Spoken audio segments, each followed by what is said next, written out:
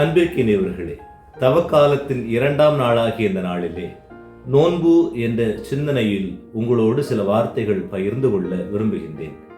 இந்த நோன்பு என்ற சிந்தனையில் சொல்லப்படுகின்ற இந்த வார்த்தைகளை ஏற்று அதை வாழ்வாக்க நாம் அனைவரும் முயல்வோம். இந்த நோன்பு என்ற வார்த்தையை பொதுவாக விரதம், உபவாசம் என பல வார்த்தைகளில் அழைப்பது உண்டு.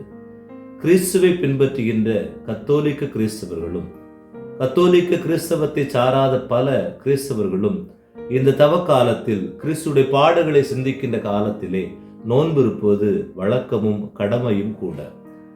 இந்த கிறிஸ்துவுடைய பாடுகளின் காலத்தில் நோன்பு இருப்பது என்பது கடவுளோடு நம் உறவை புதுப்பித்துக் கொள்கின்ற காலமாகவே பார்க்கப்படுகிறது.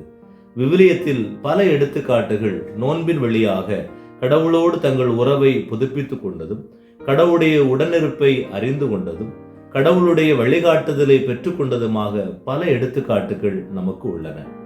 முதலாவதாக தானியேல் இறைவாக்கினர் 10ஆம் அதிகாரம் 2 மற்றும் 3 ஆகிய இறைவார்த்தைகளை மிக அழகாக சொல்கிறார். அந்நாட்களில் தானியேல் ஆகிய நான் 3 வாரங்களாக அழுது கொண்டிருந்தேன்.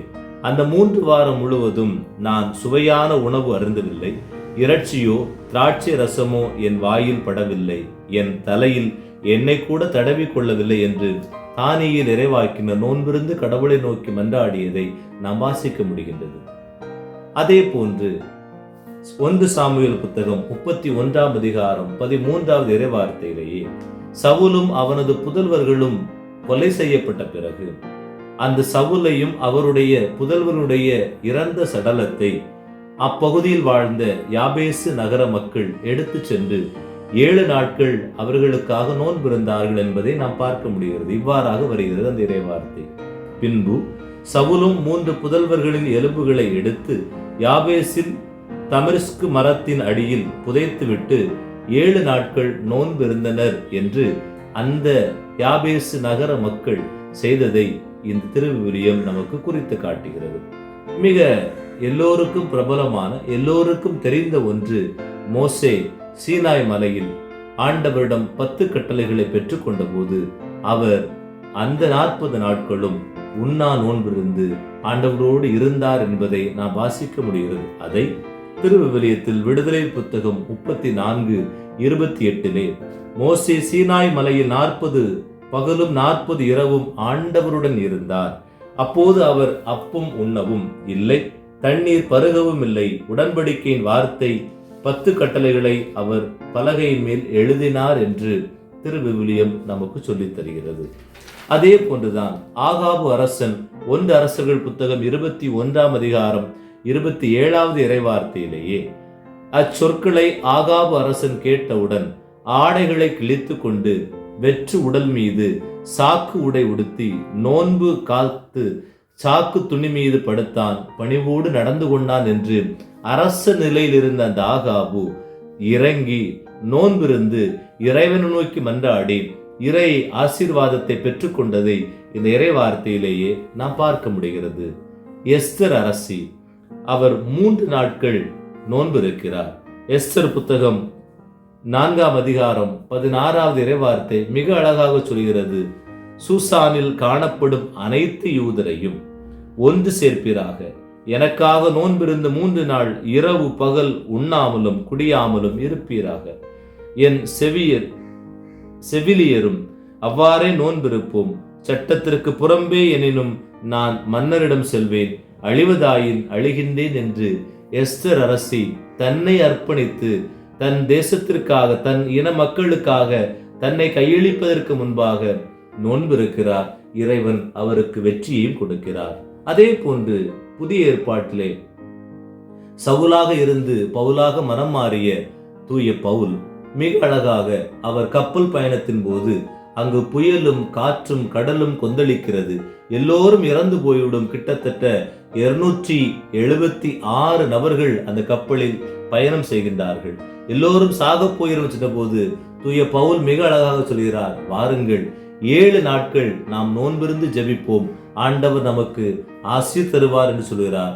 அதை நாம் திருத்தூதர் பணிகள் 27:33 பொழுது விடியும் வேளை வந்தபோது பவுல் அனைவரையும் கூப்பிட்டு அவர்களை உணவருந்துமாறு வேண்டிக் கொண்டார். இன்றோடு 14 நாட்களாக நீங்கள் தொடர்ந்து எதுவும் உண்ணாமல் பட்டினி கிடந்து என்ன நிகழும் என காத்திருக்கிறீர்களே என்றார். அதாவது கிட்டத்தட்ட 14 நாட்கள் இந்த பவுலும் அவரோடு இருந்தவர்களும் உண்ணா நோன்பிருந்து இறைவனிடம் மன்றாடினார்கள். நாம் அனைவரும் அறிந்தது போல மத்தேயு நற்செய்தி 4ஆம் அதிகாரம் 2வது இறைவார்த்தையிலே ஆண்டவர் இயேசு கிறிஸ்து 40 இரவும் 40 பகலும் நோன்பிருந்தார். அதன் பின் அவர் பசியுற்றார் என்று சொல்லப்படுகிறது. எனவே அன்பிற்கினியவர்களே, இந்த நோன்பை குறித்து பல்வேறு எடுத்துக்காட்டுகளை திருவிவிலியத்தில் நாம் பார்க்கின்றோம். இந்த திருவிவிலியத்தில் இந்த மனிதர்கள் எல்லாம் அல்லது இறை மனிதர்களாக காணப்படுகின்ற இவர்கள் எல்லாம் நோன்பு இருந்ததன் வழியாக அவர்களுக்கு இறை அருளும் இறை ஆசிரும் கிடைத்தது. 2025ஆம் ஆண்டு இயேசுவோடு பயணிப்போம் என்று பயணம் மேற்கொண்டிருக்கின்ற இந்த காலகட்டத்திலே எதிர்நோக்கின் திருப்பயணிகளாகவும் என்று திருத்தந்தையினுடைய அறைகூவலோடு பயணித்துக் கொண்டிருக்கிற நாம் எப்படிப்பட்ட நோன்பை மேற்கொள்ள வேண்டும்? நோன்பு என்பது நாம் நமது வாழ்வில் தனியாக நான் நோன்பு இருப்பேன், ஒருவேளை உணவை 2 வேளை உணவை நான் தவிர்ப்பேன் என்பது அல்ல. அதை ஒருவேளை நாம் உடல் எடையை குறைப்பதற்காக, வெயிட் லாஸ் செய்வதற்காக பல்வேறு முயற்சிகளை முன்னெடுப்பதும் இந்த நோன்பும் ஒன்றாகிவிடும். அப்படி என்றால் இரண்டிற்கும் உரிய வித்தியாசத்தை எப்படி உணர்ந்து கொள்வதென்றால், இந்த நோன்பை மேற்கொள்கின்றவர்கள் 2 காரியத்தை கட்டாயமாக செய்ய வேண்டும். ஒன்று, இந்த நோன்பு மேற்கொள்கின்றவர்கள் ஜெப வாழ்வில் நிலைத்திருக்க வேண்டும். எவ்வாறு அன்னா அன்று ஆலயத்தில் எல்லா காலமும் அழுது புலம்பி நோன்பிருந்து மன்றாடி கொண்டிருந்தார் என்றால், அவருடைய நோன்பு சாதாரண நோன்பாக முடிந்து விடாமல் கடவுளோடு ஒன்றித்து அவர் ஜெபித்து கொண்டிருந்தார் என்பதை நாம் வாசிக்க முடிகிறது. அதே போன்றுதான் திருத்தூதர் பணிகள் புத்தகம் அதிகாரம் 10 இறைவார்த்தை 30 கொர்நேலியு என்று அழைக்கப்படுகிறவர் 3 நாட்களுக்கு முன் இதே நேரத்தில், அதாவது பிற்பகல் 3 மணிக்கு என் வீட்டில் நான் இறைவனிடம் வேண்டிக் கொண்டிருந்தேன். அப்போது பளபளப்பான ஆடை அணிந்து ஒருவர் என் முன் வந்து நின்றார் என்று சொல்லப்படுகிறது. அதாவது இந்த கொர்நேலியு நோன்பிருந்து கடவுளை நோக்கி மன்றாடினார். மன்றாட்டு நோன்போடு முடிவடையாமல் கடவுளோடு ஜெபித்ததன் வழியாக கடவுளுடைய ஆசீர்வாதம் நமக்கு கிடைத்தது. எனவே முதல் சிந்தனையாக நாம் நோன்பு இருப்போம், பல்வேறு நோன்பு உணவுகளை நாம் தவிர்ப்போம் என்றால் அது மட்டும் அல்ல, அவை நாம் செய்கின்ற போது உடல் எடையை குறைப்பதற்கு மனிதர்கள் செய்கின்ற செயலாக மாறிவிடும். எனவே இந்த நாட்களில் ஒவ்வொரு நாளும் திருப்பலி காண்பது, ஒவ்வொரு நாளும் நற்கருணை ஆண்டவரை சந்திப்பது, ஒவ்வொரு நாளும் திருஜெபமாலை சொல்வது, இந்த 40 நாட்களுக்குள் ஒரு நாளிலாவது நல்ல பாவ சங்கீர்த்தனம் செய்வது என்ற ஜெப முயற்சிகளை நாம் மேற்கொள்ள வேண்டும். இரண்டாவது, நோன்பு என்பதை குறித்து மிக அழகாக எசாயா புத்தகம் 58ஆம் அதிகாரம் 6 மற்றும் 7 எசாயா இறைவாக்கினர் மிக அழகாக நமக்கு சொல்லித் தருகிறார்.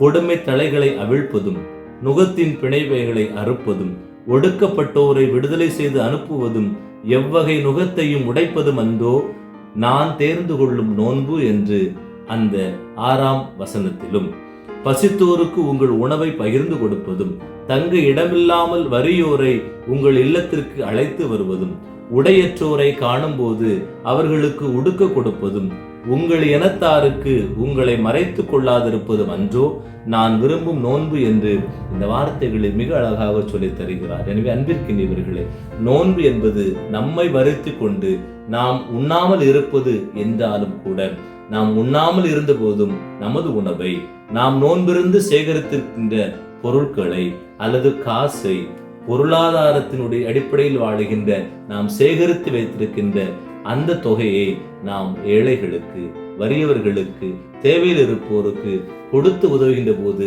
இந்த நோன்பு அர்த்தம் உள்ளதாக மாறுகிறது. எனவே சாதாரண நோன்பு இருப்பவர்களாக மட்டுமல்லாமல் அன்போடு கலந்த ஜெபத்திலும் பகிர்வோடு கலந்த பிறரன்பு பணியிலும் நமது நோன்பை நாம் நிறைவுக்கு கொண்டு வருவோம். அன்பிற்கினியவர்களே, இந்த நோன்பை நாம் இந்த தவக்காலத்தில் 40 நாட்களும் பின்பற்ற வேண்டும். குறிப்பாக நோன்பு என்பது நாம் இந்த திருநீற்று புதனாகிய திருநீற்று புதன் அன்றும் அதோடு கூடிய பெரிய வெள்ளிக்கிழமையிலும் கட்டாயமாக நாம் நோன்பு இருக்க வேண்டும். நோன்பு என்பது ஒரு வேளை உண்டு 2 வேளை நாம் உண்ணாமல் இருப்பது ஆகும். பல நேரங்களிலே நாம் ஒருவேளை உணவை தவிர்த்துவிட்டு இருவேளை உண்கிறோம். எனவே இதை நாம் சற்று இன்னும் ஆழமாக நம் உடல்நிலைகளை புரிந்து கொண்டு மாறுவோமே என்றால் ஒருவேளை உணவை நாம் 2 வேளைகளுக்கு பிரித்து வைத்து உண்ணலாம். இதை யார் மேற்கொள்ள வேண்டும்? 14 வயதிற்கு மேற்பட்டவர்களிலிருந்து 59 வயது வரையிலும் உள்ள எல்லா கிறிஸ்தவர்களும் இதை பின்பற்ற வேண்டும். குறிப்பாக நாம் இந்த நோன்பு காலத்திலே சுத்த போசனம் மேற்கொள்ள வேண்டும். திருநீற்று புதன், பெரிய வெள்ளிக்கிழமை, மற்ற எல்லா வெள்ளிக்கிழமைகளிலும் நாம் சுத்த போசனம், அதாவது இறைச்சி மாமிச உணவுகளை நாம் தவிர்க்க வேண்டும். அப்போது நமது நோன்பு அர்த்தமுள்ளதாக மாறும். எனவே நான் கூறியது போல அன்பு மக்களே, நோன்பை மேற்கொள்வோம். நோன்பு நம் உடலை வருத்துவதாக மட்டுமல்லாமல் கடவுளோடு நம்மை இணைப்பதாக மாறட்டும். அந்த இணைப்பு அன்பின் ஜெபத்திலும் பிறரன்பின் இரக்க செயல்களிலும் வெளிப்படட்டும். ஆமென். ஜெபம்.